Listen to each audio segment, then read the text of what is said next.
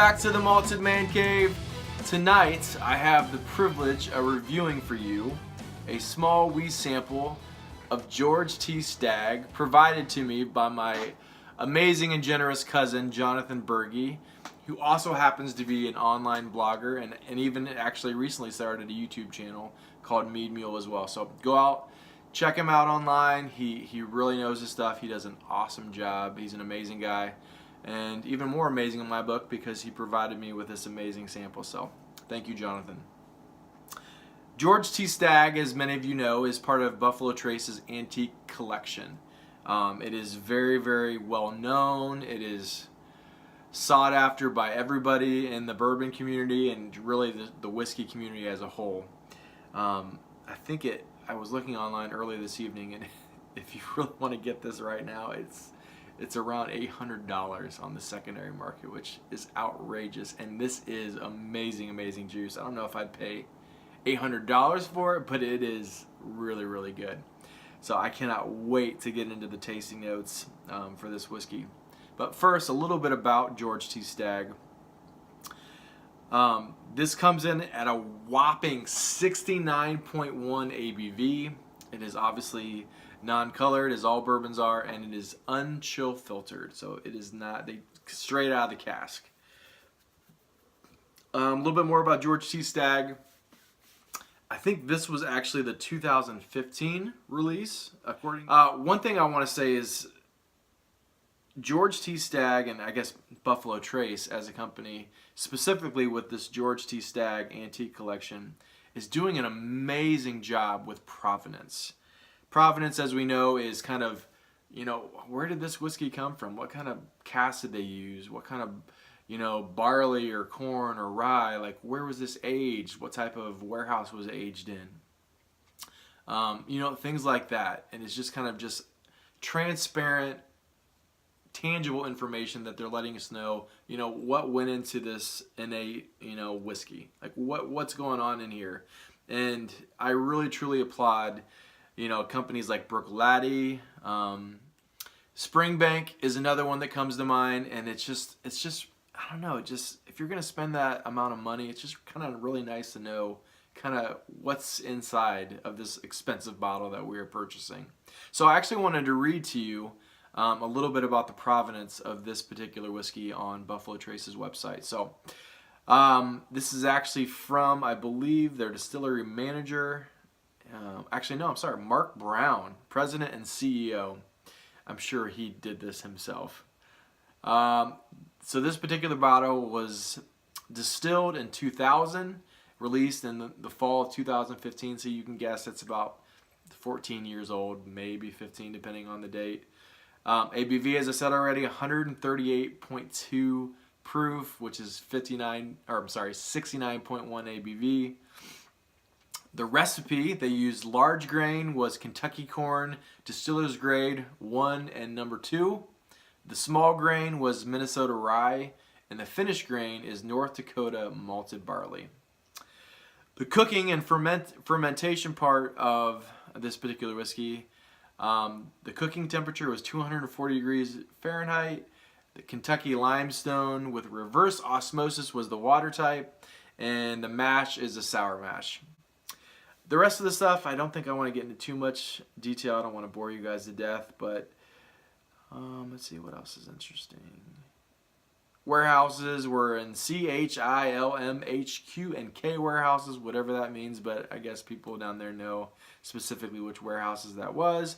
And one interesting part of this was that out of all of the whiskey that they set aside to mature, 84.46% of the original whiskey was lost to the angel share.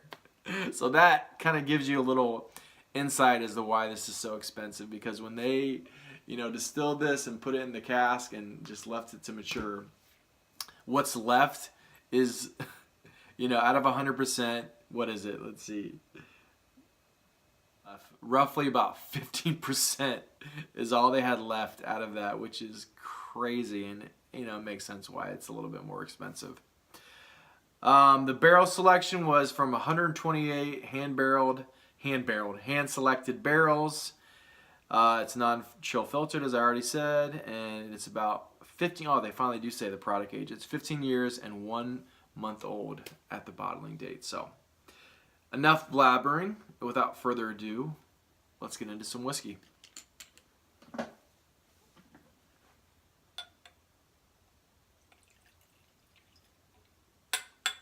So sad that there's no more left. I'm gonna probably suck this dry off camera later. All right, let's get into the nose.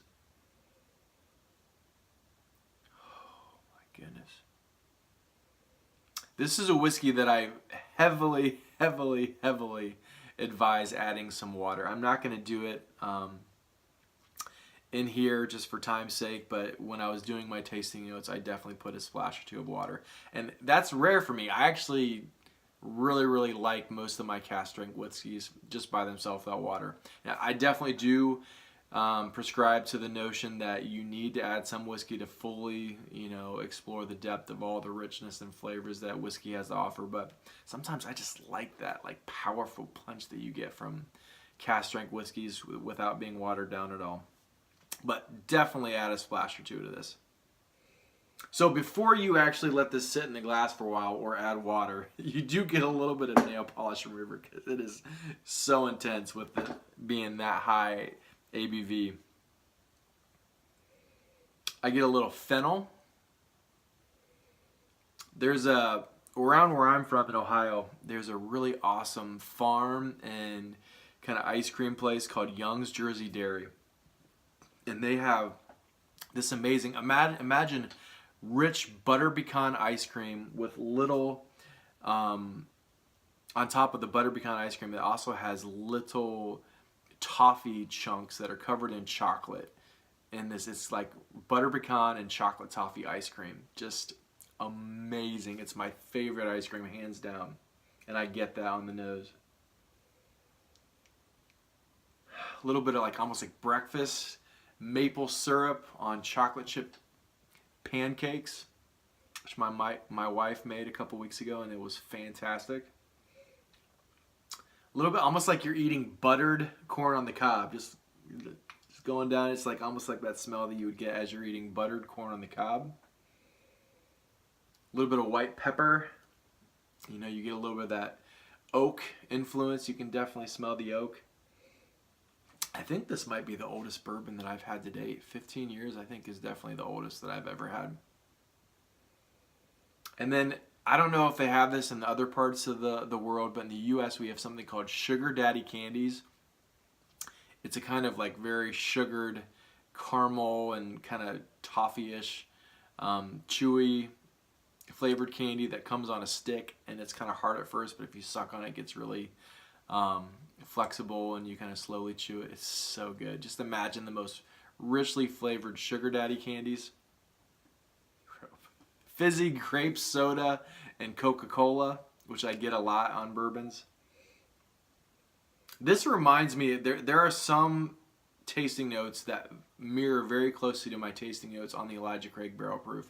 And I would say that these are both kind of equal. They are both equally amazing in my book. And they share a lot of the same qualities. I think they're about dead even, but so I would take Elijah Craig Barrel Proof just because it's a lot cheaper. What else do I get on the nose? A little bit of moist chewing tobacco, and lastly, just some amazing corn syrup, rich corn syrup in the background. All right, going in for the taste.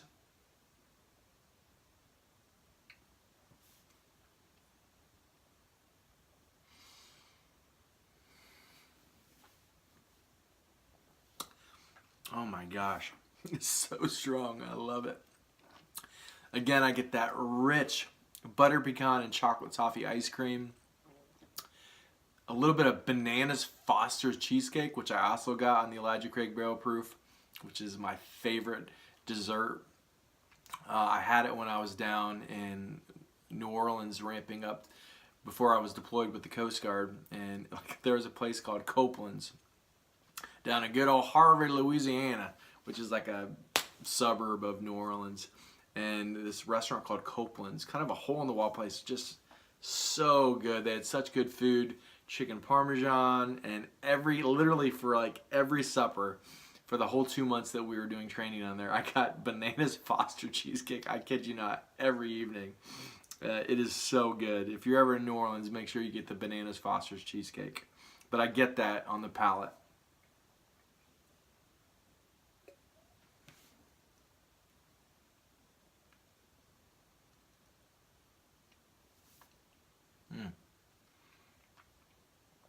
It's just amazing how much flavor they jam pack in this. This is just so richly flavored.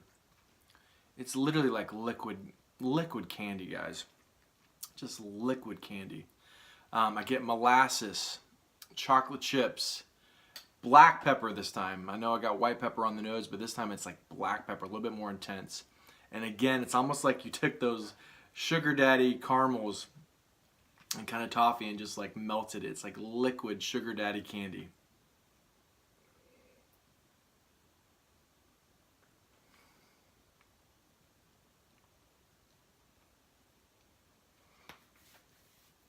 Again, I get kind of fizzy grape soda. I got cola on the nose with the grape soda.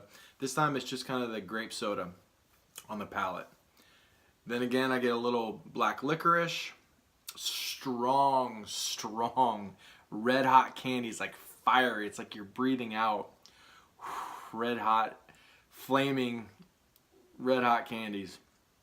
It's really, really pleasant. And again, something that I got on this that I also got in the Elijah Craig Barrel Proof was this kind of umami sesame seed Chinese dish, like whatever the sauce is they use on sesame seed chicken in a Chinese dish. I get that in here, and it's very, very pleasant. It makes it very, very complex. So it almost, having that in the background kind of makes it so that it's not too cloying, because there's so many rich, buttery, sugary flavors. It could possibly start to err towards being cloying or too like sugary sweet, but that there's some of that oakiness and this umami note from the sesame seed chicken that just kind of balances it out and makes it so it's not cloying. Just amazing stuff, guys. This is tied for the best bourbon that I've ever had. I know, surprise, surprise. Oh my gosh, a review where someone says George T. Stagg is amazing. I know, how original, but guys, this is so good. Malted Man Cave Mark is a 93 out of 100. I would say go out and get you some, but we all know you're going to be very hard pressed to find this, and if you do, it's going to probably be super expensive. But if you can find this or find a friend who has a sample, try and get you some of this, guys. It is so, so good. If all bourbon tasted like this, I would like bourbon better than scotch, but unfortunately we all know that's not the case. But George T. Stagg, amazing stuff. Thank you guys as usual for tuning in. Please like, subscribe, leave comments. I love to interact with you guys and hopefully learn some from you guys. Hopefully you guys learn some stuff from me. It's all part of the whiskey fabric. So, sláinte, guys. Have a good one.